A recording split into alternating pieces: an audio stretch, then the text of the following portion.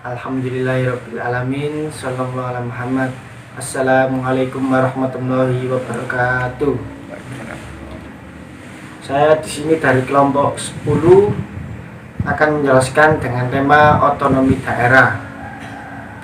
Pengertian otonomi daerah secara terminologi mempunyai dua kata, yaitu yang pertama otonomi, yang artinya adalah mandiri, kedaulatan, dan tidak ketergantungan dalam pihak lain.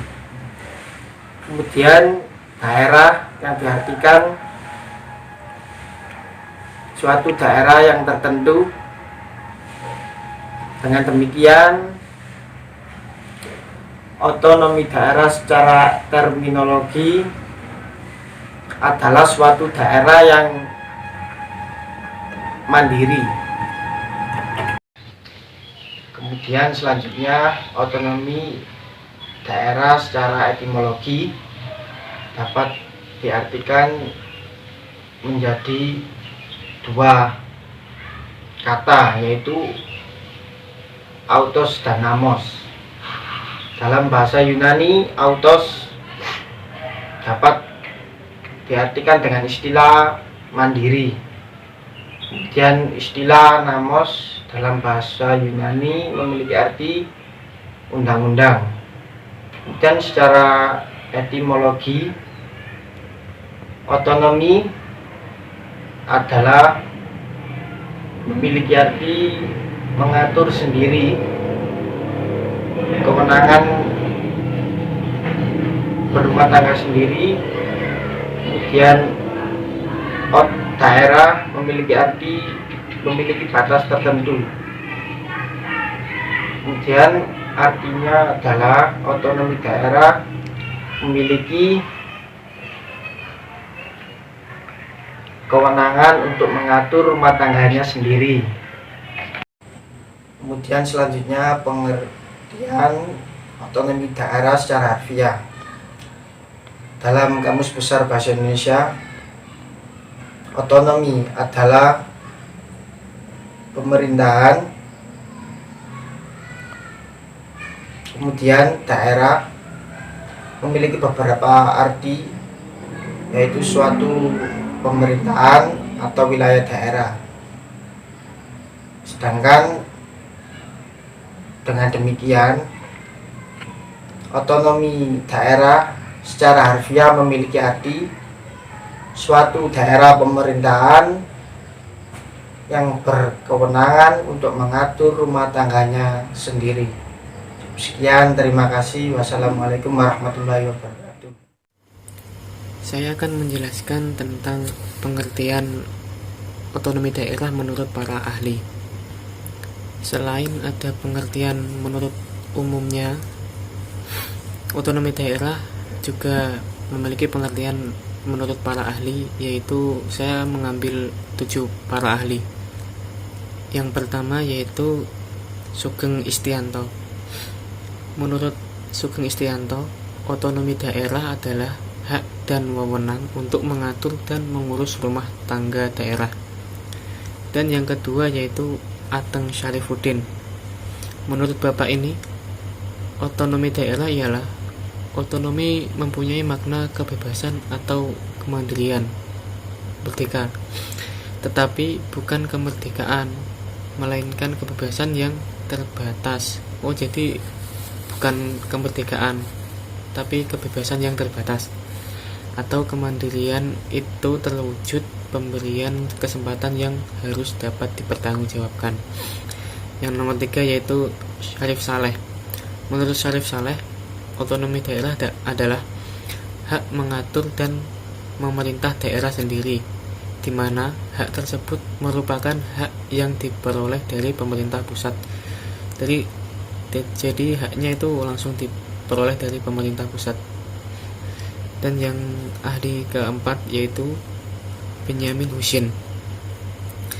Menurut Bapak Benyamin Husin, otonomi daerah ialah pemerintah oleh dan untuk rakyat di bagian wilayah nasional suatu negara. Secara informal berada di luar pemerintah pusat. Dan yang nomor 5 yaitu Bapak Philip Mahmud. Menurut Bapak ini, otonomi daerah adalah suatu pemerintah daerah yang memiliki kewenangan sendiri di mana keberadaannya terpisah dengan otoritas yang diserahkan oleh pemerintah guna untuk mengalokasikan sumber material yang bersifat substansial mengenai fungsi yang berbeda-beda. Dan yang ahli ke-6 yaitu Marion. Menurut Marion, otonomi daerah adalah kebebasan atau kewenangan yang dimiliki oleh pemerintah daerah yang memungkinkan mereka untuk membuat inisiatif sendiri dalam rangka mengelola dan mengoptimalkan sumber daya yang dimiliki oleh daerahnya sendiri-sendiri. Otonomi daerah merupakan kebebasan untuk dapat berbuat sesuai dengan kebutuhan masyarakat setempat. Jadi haknya itu dibuat untuk wilayah sendiri. Itu menurut Marion. Dan yang terakhir yaitu ahli Vincent Lemieux. Menurut Vincent Lemieux, otonomi daerah adalah kebebasan kewenangan untuk mengambil atau membuat sesuatu keputusan politik maupun administrasi sesuai dengan peraturan perundang-undangan.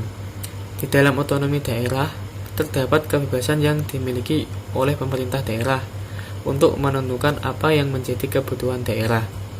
Namun, apa yang menjadi kebutuhan daerah tersebut senantiasa harus disesuaikan dengan kepentingan nasional.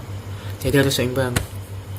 Seumpama rakyat membutuhkan ini, terus kepentingan nasional juga membutuhkan itu. Jadi harus mengutamakan kepentingan nasional sebagaimana yang telah diatur dalam peraturan perundang-undangan yang lebih tinggi.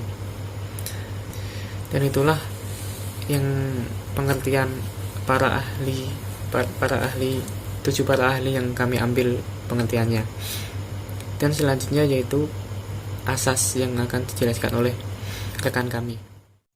Assalamualaikum warahmatullahi wabarakatuh. Baik, pembahasan selanjutnya itu tentang asas otonom daerah. Dari berbagai sumber yang saya dapati bahwasannya terdapat 3 asas otonom daerah. Apa saja ketiga asas tersebut? Yang pertama ada asas desentralisasi, yang kedua ada asas dekonsentrasi, yang ketiga ada tugas pembantuan. Yang pertama asas desentralisasi. Apa itu asas desentralisasi? Asas desentralisasi adalah pemberian wewenang oleh pemerintahan pusat kepada pemerintahan daerah untuk mengatur atau mengurus urusan-urusan yang ada di pemerintahan daerah itu sendiri. Jadi semua urusan-urusan yang ada di daerah itu sepenuhnya sudah diurus oleh pemerintahan daerah itu sendiri. Karena semua wewenang yang ada di pemerintahan pusat itu sepenuhnya sudah diserahkan kepada pemerintahan daerah. Jadi pemerintahan pusat itu tidak ada urusan lagi dengan urusan-urusan yang ada di pemerintahan daerah tersebut. Karena semuanya sudah diurus oleh pemerintahan daerah itu sendiri, seperti urusan administrasi, urusan ekonomi, dan sebagainya. Asas yang kedua yaitu asas dekonsentrasi. Apa itu asas dekonsentrasi? Asas dekonsentrasi adalah pelimpahan sebagian urusan pemerintah yang menjadi kewenangan pemerintahan pusat kepada gubernur sebagai wakil pemerintahan pusat atau sebagai penanggung jawab urusan pemerintahan umum. Yang ketiga, tugas pembantuan.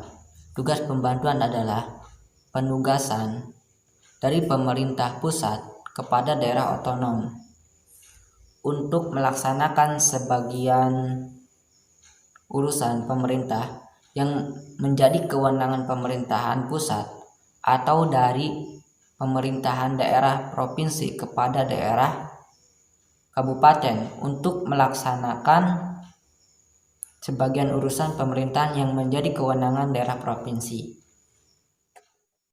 Assalamualaikum warahmatullahi wabarakatuh. Mari kita lanjutkan penjelasan otonomi daerah. Sekarang bagaimana sih penjelasannya otonomi daerah dalam lingkup negara kesatuan? Begini, otonomi daerah dalam arti orisinilnya itu adalah the legal self-sufficiency of social body and its actual independence. Duh, keren teman. Nah, artinya otonomi daerah adalah swasembada hukum dari suatu badan sosial dan aktual independensinya.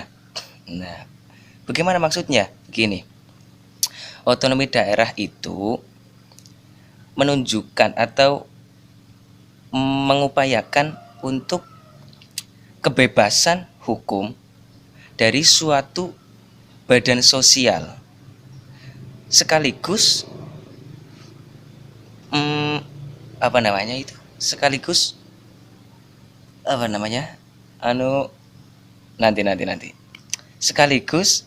aktual independensinya, perwujudannya itu sendiri, mandiri.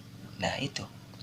Jadi dari pengertian orisinal itu bisa ditarik pengertian dimasukkan ke kerangka negara kesatuan, berarti ada dua ciri. Pertama, legal self-sufficiency dan actual independence. Swasembada hukum, bebas hukumnya pertama, yang kedua actual independence, perwujudan yang mandiri sendiri. Jadi dalam otonomi daerah kesatuan ini lebih dipentingkan aspirasi daripada kondisi, lebih diutamakan aspirasi masyarakat daripada kondisi daerah, gitu. Terus berpendapat lagi Bapak Kusumo Hatmojo.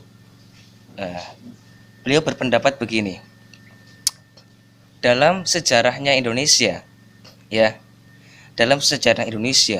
otonomi daerah itu bukan hanya tentang perundangan, tapi juga pemerintahan.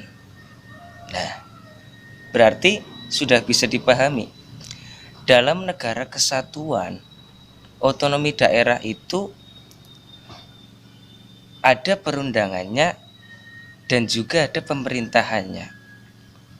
Udah dibagi-bagi, bebas untuk membuat hukum, tapi juga harus tetap manut undang-undang.